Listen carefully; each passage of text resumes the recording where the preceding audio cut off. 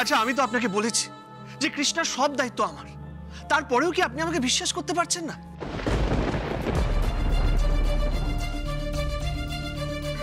তুমি আমাকে নিয়ে একদম চিন্তা করবে না, আমি খুব সাবধানে থাকবো।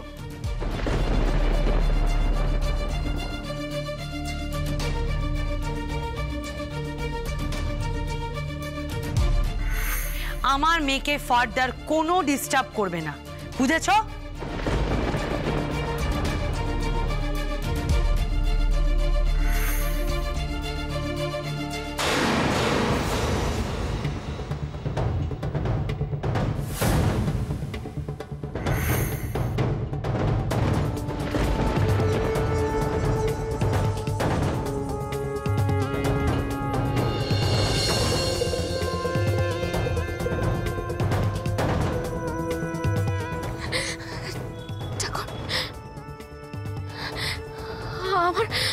আমার কেন এরকম অস্থির লাগছে ঠাকুর?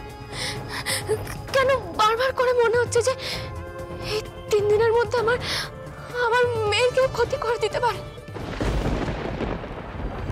বলো না ঠাকুর, কেন আমার এত ভয় লাগছে? আচ্ছা এটা কি শুধুই আমার মনের দুশ্চিন্তা? কিন্তু এই দুশ্চিন্তা নিয়ে আমি এই 3 দিন থাকবো কি করে ঠাকুর? বলো না, আমি কি করে থাকবো?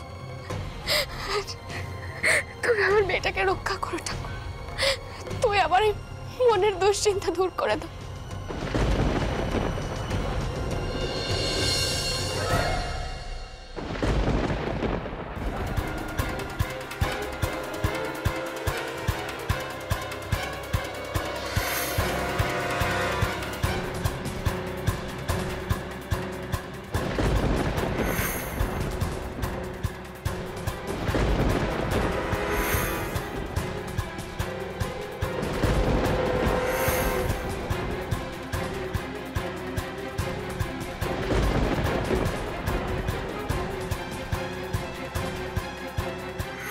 আপনি কৃষ্ণার মা, শ্রদ্ধার পাত্রী, আর আমি কৃষ্ণাকে কথা দিয়েছি যে আপনাকে দেখে শুনে রাখবো।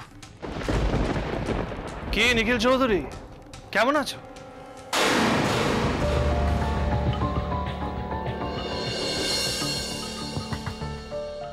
হঠাৎ এরকম প্রশ্ন করছো কেন? কারণ তোমাকে দেখে মনে হচ্ছে না তুমি ঠিক আগের মতো আছো। আগের মতো নেই মানে? দেখো আমি তো আগের মতোই আছি, তাই? আচ্ছা শ্যামার জন্যে, তোমার সন্তানের জন্যে তুমি ঠিক আগের মতোই অপেক্ষা করছো কেন? করবো না তা আমি বলতে পারছি না। এই দেখো সুনয়না তোমাকে এত ভালোবাসে, কিন্তু তুমি সুনয়নাকে পাত্তাই দাও না কেন? তোমার কি মনে হয় সুনয়না তোমাকে ভালোবাসে না? বাসে হয়তো, আমার কিছু যায় আসে না। আমি এখনো শ্যামাকে ছাড়া আর কাউকে। ব্যাস ব্যাস ব্যাস নিখিল চৌধুরী, এই কথা তোমার মুখে আর মানাচ্ছে না কেন?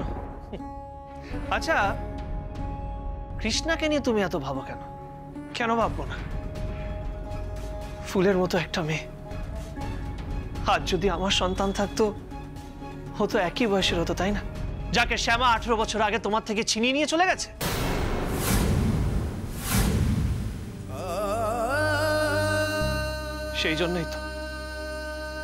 সেই জন্যই ওর প্রতি সন্তান স্নেহ আরো বেড়ে যায় আমার। আচ্ছা কিন্তু তাতে কি লাভ নিখিল চৌধুরী? কি লাভ? সেই তো খাঁচা ছেড়ে বনের পাখি আবার বনে চলে যাবে, আর তুমি একা থেকে যাবে। একা পারবে তো এই বয়সে এসে দ্বিতীয়বার সন্তান হারানোর শোক পেতে? না।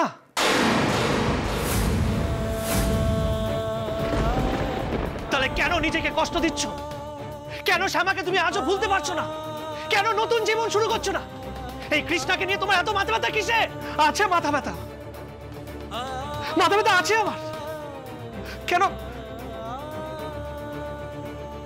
আসলে কৃষ্ণাকে দেখলেই আমার ভেতরের অপত্য স্নেহ জেগে ওঠে। ভেতর থেকে কেউ বলে যে আমাকে কৃষ্ণার পাশে থাকতে হবে। আমি তো নিজের সন্তানকে কখনো চোখে দেখিনি, তাই ওই সন্তানের মতো মেয়েটাকে দেখলে আমার মনে হয় যে ওকে কোনোদিনও কষ্ট পেতে দেব না, কিছুতেই দেব না। বেশ, শুধু নিজে কষ্ট পেতে থাকবে, তাই তো? পাও কষ্ট, কিন্তু বাইরের লোকজনকে কি বলবে? সবাই তো এটা নিয়ে নোংরা নোংরা কথা বলবে তোমাকে, এমনকি তোমার বাড়ির লোক এটা সাপোর্ট করছে না, আর সেটাও তুমি জানো। হতে পারে, কিন্তু সবার পছন্দ রক্ষা করার দায়িত্ব তো আমার না। হিউম্যানিটি বলেও তো একটা জিনিস হয়। আমি তো শুধু নিজের কর্তব্য পালন করে ওদের পাশে দাঁড়াচ্ছি, ভুল কিছু তো করছি না। আমি জানি আমি ভুল কিছু করছি না। আসলে কৃষ্ণার লড়াইয়ের সাথে আমি শ্যামার সেই দিনের লড়াইটা খুব মিল পাই। জানি না কেন আমার মনে হয় কৃষ্ণা জিতলে আমার শ্যামা জিতবে। কখন যে ওই মেয়েটা আর শ্যামা মিলেমিশে এক হয়ে যায় আমি বুঝতেও পারি না, কিন্তু তুমি তো বুঝতে পার।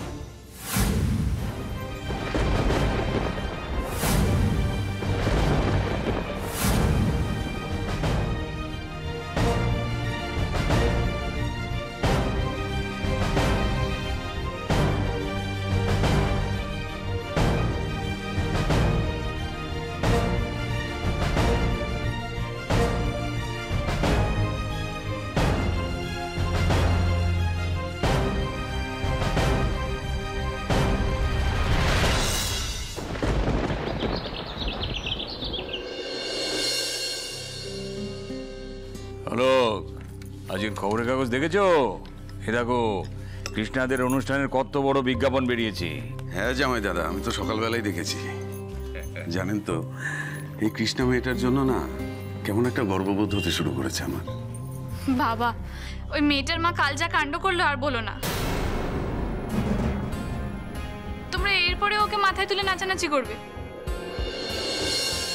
ওই মহিলা এমন বিহেভ করে যেন ওর কোনো স্মৃতিশক্তি নেই, অথচ দেখো রাস্তাঘাটে দুমদাম বেরিয়ে যায়। দেখো দিদি ভাই, একে কি বলে জানো? নারীর টান। সেই। আচ্ছা দাদা, তোমাদের সন্দেহ হয় না ওই ঘুমটা পড়া মহিলা মাঝে মাঝে এমন বিহেভ করে যেন উনি ভাজা মাছটি উল্টে খেতে জানেন না? আবার মাঝের মধ্যে এমন কাণ্ড ঘটান যা আমরা সুস্থ মানুষরা চাইলেও করতে পারবো না। উনি সন্দেহ করতে চাইলে সন্দেহ করা যায়, আবার তোমার মন যদি সন্দেহপ্রবণ না হয় তাহলে তার উপযুক্ত ব্যাখ্যাও খুঁজে পাওয়া যায়। সবাই তো নিজের নিজের চোখ দিয়ে পৃথিবীটাকে দেখে, তাই না? বাট দাদা, you can't deny this fact. ওরা আসার পর থেকে বাড়িতে প্রবলেম লেগেই রয়েছে। এ সংসারে ওরকম একটু আধটু হয়। তাহলে নিখিল কি ঘুমোচ্ছে দেখলি? হ্যাঁ, আমার তাই তো মনে হলো। আমি ভাবলাম একবার পাপাকে ডেকে দিই। না না, ডাকিস না ডাকিস না, কাল রাত্রে খুব ধকল গেছি, ঘুমো। নিজের চোখই তো দেখলি সব। ভাবলাম পাপার সাথে বসে একসাথে ব্রেকফাস্ট করব। দাদা, আমার না এই কৃষ্ণা আর ওর মাকে নিয়ে খুব টেনশন হয়। ওদের জন্য আবার আমাদের পুলিশের ঝামেলায় না পড়তে হয়।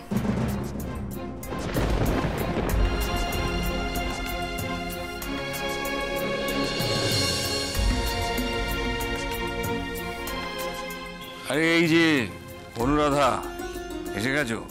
উফ, কাল তুমি কি কাণ্ডটাই না ঘটালে মা। দেখো মা, নিখিল তো তোমার মেয়ের সব দায়িত্ব নিয়েছে। এখন তুমি যদি টেনশন করো আর ও যদি সেটা জানতে পারে, তাহলে ও মন দিয়ে গানটা কি করে গাইবে বলো তো? হ্যাঁ সেই তো, ওকে তো লড়াই করতে হবে, জিততে হবে।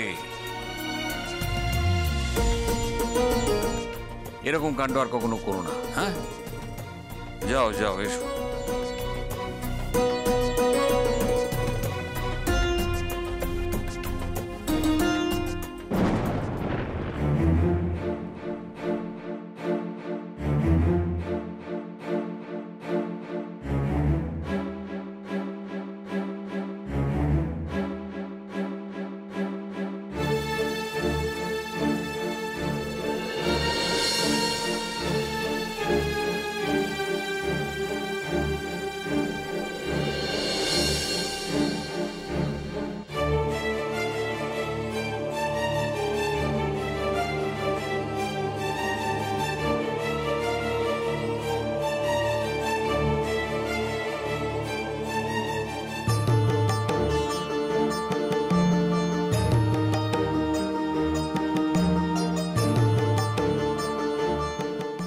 কি ব্যাপার বাবা, উনি ঘটে জল নিয়ে কোথায় যাচ্ছে?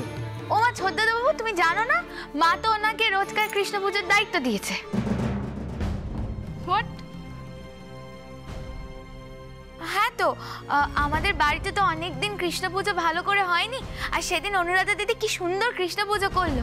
আর এখন তো কৃষ্ণও নেই, সারাদিন ঘরে মুখ ভার করে বসে থাকবে, তাই তো মা ওনাকে রোজকার পুজোর দায়িত্ব দিয়েছে। পাপা পাপা আমার একটা কথা শোনো না।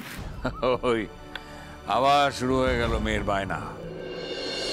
বাবা, এইটুকু বায়না না করলে মুন্নিকে মুন্নি বলে মনে হয় না। দ্যাট ইজ রাইট পাপা। পাপা, প্রত্যেক বছরের মতন এই বছরও নিউ ইয়ার পার্টি হবে তো? এই একটা ভালো কথা বলেছো, যে কোনো উৎসব অনুষ্ঠানে আমি আছি। কিনে নিখিল, পার্টি হবে তো? হ্যাঁ বেশ বাবা, পার্টি হবে। হ্যাঁ, বছর তো প্রায় শেষ হতে চললো, তা নতুন বছরের শুরুতে একটু আধটু আনন্দ অনুষ্ঠান না করলে কি করে চলবে? আচ্ছা, তাহলে আমি আমার ফ্রেন্ডসদেরও ইনভাইট করে দিই। হ্যাঁ হ্যাঁ, করে দাও দিদি ভাই। পাপা, তাহলে পার্টিতে কি কি ইভেন্টস হবে? তুমি প্ল্যান করে নাও, প্ল্যান করে আমাকে জানিয়ে দিও। ওকে? হ্যাঁ তবে নিখিল, এবারের কিন্তু পার্টিতে গান বাজনার অনুষ্ঠান রাখতে হবে। আমি তোর কোনো কথা শুনবো না।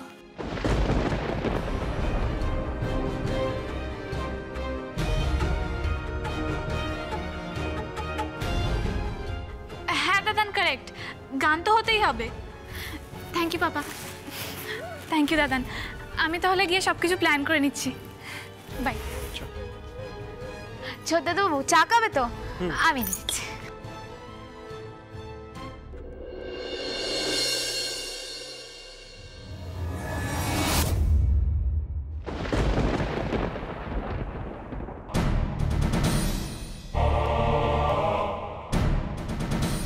এই নিউ ইয়ারের পার্টিতে আমি এক ঢিলে দুই পাখি মারব। এক তো এই কৃষ্ণাকে নিয়ে তোমাদের সবার মাতামাতি আমি বন্ধ করব, আর এই কৃষ্ণার মায়ের ঘোমটা আমি সরিয়ে ওর মুখ সবাইকে দেখিয়ে দেব। চ্যালেঞ্জ।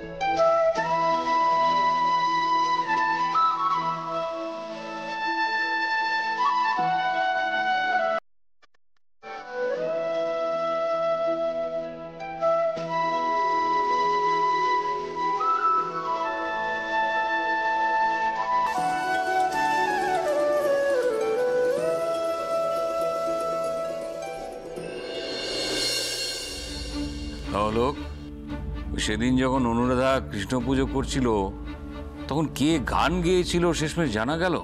না জামাই দাদা, সেটা তো রহস্যই রয়ে গেল। অবশ্য আশেপাশে কোনো বাড়িতে সেভাবে খোঁজখবরও নেওয়া হয়নি। মা আজকে কৃষ্ণ পুজো করছিলেন বলেই হয়তো আপনাদের এরকমটা মনে হয়েছে। আপনারা কল্পনা করেছেন। সবাই একসাথে কি করে কল্পনা করবে কৃষ্ণা? অবিকল আমাদের শ্যামার মতন কে যেন কৃষ্ণের গান গাইছে। মা, তুমি সত্যি গান গাওনি তাই না?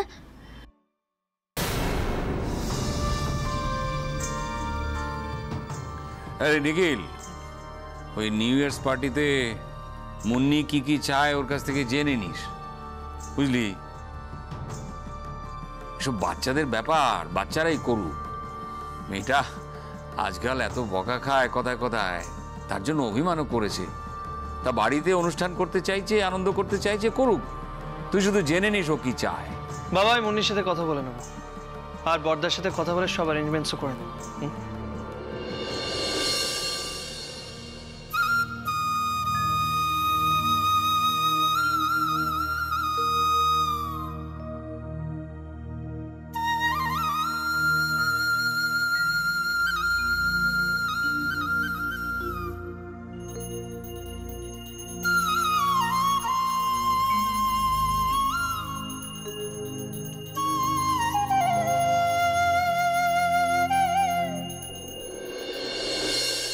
আর নিখিল, যেটা বললাম ওটা মনে রাখিস, গান বাজনার অনুষ্ঠান কিন্তু এবার চাই।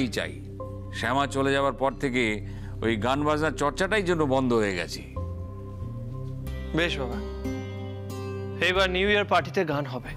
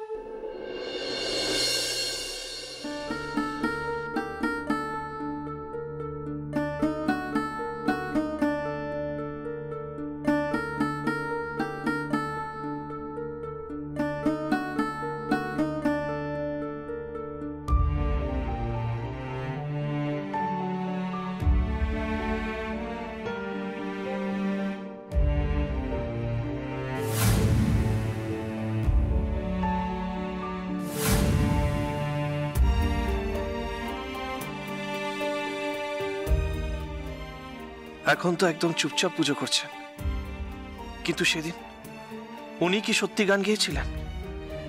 তাহলে হয়তো আজও গান গাইবেন। কিন্তু এইভাবে লুকিয়ে ফলো করাটা আমার ঠিক হচ্ছে না। এই প্রশ্নটা যে আমার পিছু ছাড়ছে না।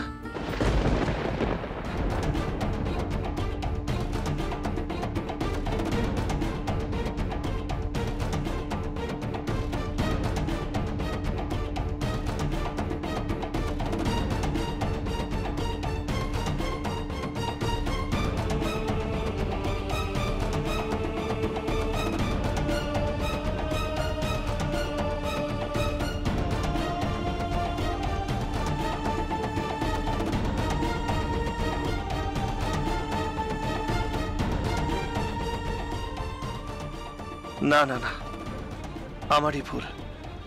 উনি বোধহয় সত্যি গান গাননি, অকারণে সন্দেহ করছি। কিন্তু ওনাকে দেখলে আমারই অস্বস্তি কেন হচ্ছে? কেন?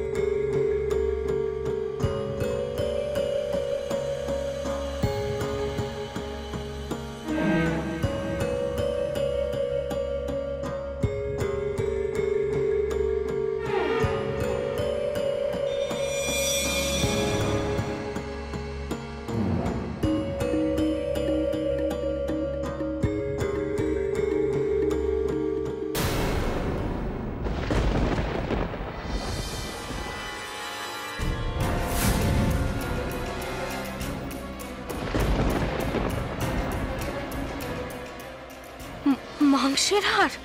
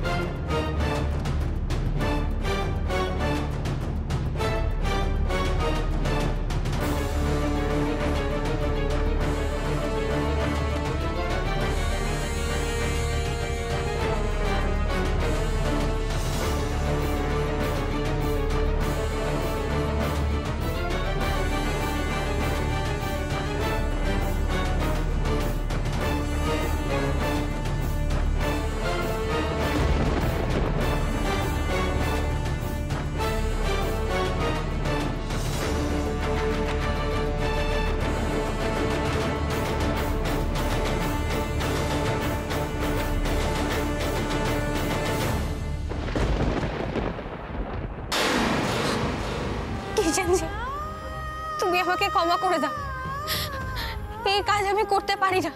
যে বা যারা তোমার পুজোকে অসম্মান করেছে তাদের তুমি শাস্তি দাও ঠাকুর, আমি এই কাজ করিনি।